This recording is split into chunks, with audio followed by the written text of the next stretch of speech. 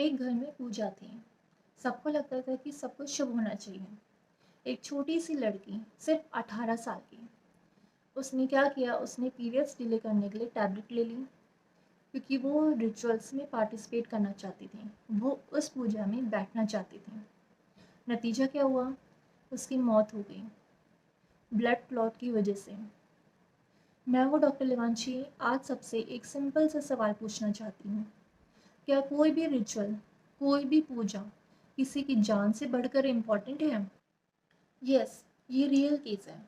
एक घर में पूजा थी, तो जो 18 साल की लड़की थी उस घर में रहती थी। उसने क्या किया, पूजा में बैठने के लिए बिना किसी को बताए 3 दिन तक पीरियड्स डिले करने के लिए टैबलेट ले ली, जो कि मोस्टली फीमेल्स लेती है अपने पीरियड्स को डिले करने के लिए, अलग अलग रीजंस की वजह से।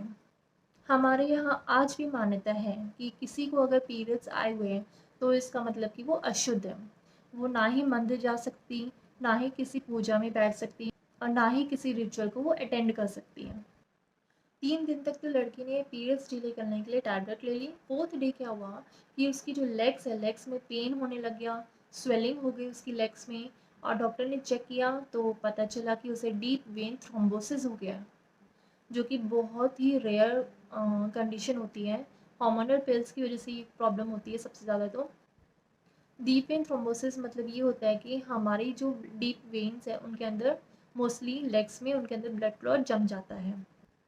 फादर को बताया डॉक्टर ने कि आपकी लड़की को डीप वेन थ्रोम्बोसिस हो गया है और उसका एमरजेंसी में ट्रीटमेंट करना पड़ेगा।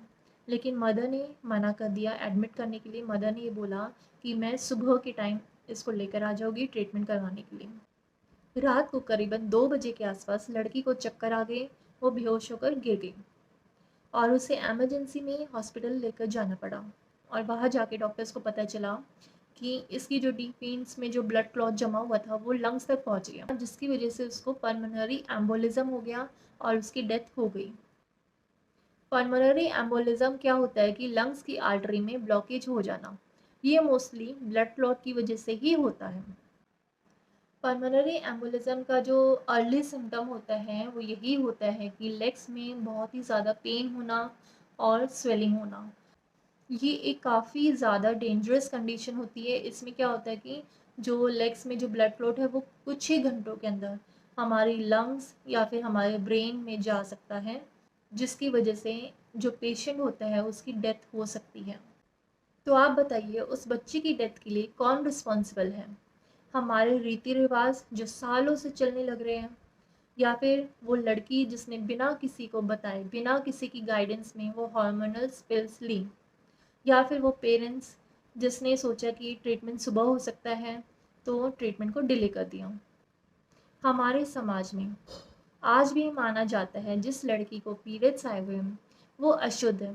वो ना ही मंदिर जा सकती, ना ही किसी पूजा में बैठ सकती, ना ही वो घर का कोई काम कर सकती। और कहीं कहीं तो ये भी माना जाता है कि उससे छुआ नहीं जाता, उससे डिस्टेंस मेंटेन किया जाता है। उससे घर का कोई भी काम नहीं करने देते, उसे रसोई में भी नहीं जाने देते हैं। टाइम कितना चेंज हो गया है, लेकिन आज भी कुछ ट्रेडिशंस बहुत ही ज़्यादा पुराने हैं। भाई पहले का टाइम अलग था, आपका टाइम अलग है। तो ट्रेडिशंस उस टाइम के अकॉर्डिंग वो सही थे, वो डिसीजंस जो थे। लेकिन आज के टाइम के अकॉर्डिंग ये जो ट्रेडिशंस है ये बहुत ही ज़्यादा गलत है, ये बिल्कुल भी ठीक नहीं है। चलिए बात करते हैं कि ऐसा क्यों होता है। पीरियड्स डिले करने के लिए जो टैबलेट्स होती है वो क्या करती है, हमारे जो हॉर्मोन्स होती हैं, हमारे हॉर्मोन्स को वो अल्टर कर देती है, मतलब कि हमारे हॉर्मोन्स को चेंज कर देती है। ये कोई हार्मलेस टैबलेट नहीं है जो आप बिना किसी की गाइडेंस में आप खुद से ही ले लो। इन टैबलेट्स का साइड इफ़ेक्ट होता है और मेन रिस्क होता है ब्लड क्लॉट का जम जाना हमारे डीप वेन्स में, मोस्टली हमारी लेग्स में।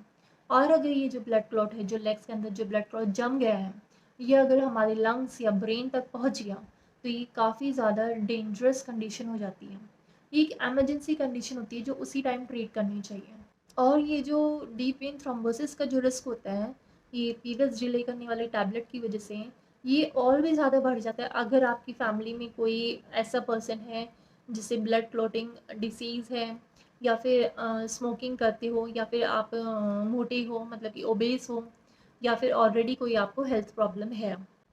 अब मैं आपसे दोबारा से वही क्वेश्चन पूछती हूँ, क्या कोई भी पूजा, कोई भी रिचुअल हमारी हेल्थ से ज़्यादा इम्पोर्टेंट है? भगवान ने हमें एक लाइफ दी है और वो कभी भी नहीं चाहेंगे कि हम रिचुअल्स को ज़्यादा इम्पोर्टेंस दें हमारी हेल्थ से ज़्यादा। दोस्तों, कभी भी ऐसी कोई भी मेडिसिन बिना डॉक्टर की एडवाइस के मत लीजिए। और अगर आपको पीरियड्स डिले करने ही है, इम्पॉर्टेंट है, तो अपनी गायनी को कंसल्ट करके ही करिए। और अगर आपको पिल्स लेने के बाद पैरों में दर्द, स्वेलिंग, चेस्ट पेन या ब्रीदिंग प्रॉब्लम है, मतलब कि सांस लेने में दिक्कत है, तो इमीडिएटली अपने हॉस्पिटल जाइए। लाइफ सिर्फ एक ही बार मिलती है, अगर आपको कुछ डिले ही करना है तो पूजा को डिले करिए। अगर आपके रिचुअल्स किसी की जान से बढ़कर है तो, ना कि पीरियड्स को डिले करिए। हेल्थ को कॉम्प्रोमाइज़ करके किसी भी पूजा को पूरा करना बहुत ही ज़्यादा गलत बात है।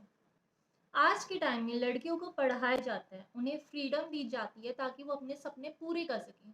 लेकिन उसी लड़की को अगर पीरियड्स आ गए और घर में पूजा है, तो उसी लड़की को पूजा रूम में एंट्री तक नहीं मिलती, क्योंकि उसे अशुद्ध माना जाता है। अगर आप मेरी बात से एग्री करते हो तो इस वीडियो को लाइक करिए, शेयर करके अवेयरनेस फैलाइए, और अगर आप इस चैनल पर न्यू हैं तो प्लीज़ सब्सक्राइब करिए। अगर मेरी इस वीडियो की वजह से किसी एक की भी लाइफ बच सके तो मुझे बहुत ही ज़्यादा अच्छा लगेगा। याद रखिए, भगवान ने एक ही लाइफ दी है हमें, इसे ऐसे मत जाने दीजिए। मैं हूँ डॉक्टर लिवांशी, मिलती हूँ आपको नेक्स्ट वीडियो में।